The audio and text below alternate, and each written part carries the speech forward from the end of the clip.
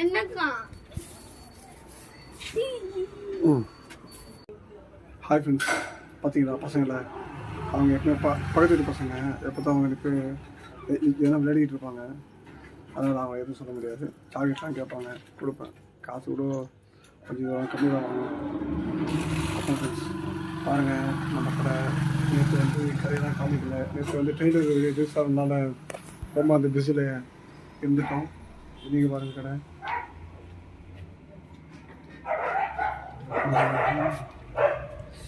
இது கூடலாம் இருக்குது.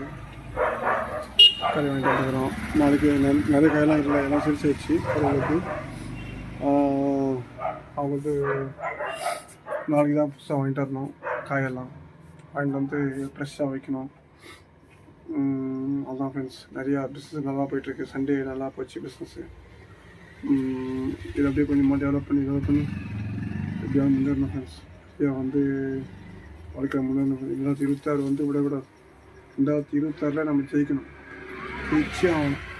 பெருசாக காசு சம்பாதிக்கணும். பெருசாக காசு நிறையா சம்பாதிக்கணும்.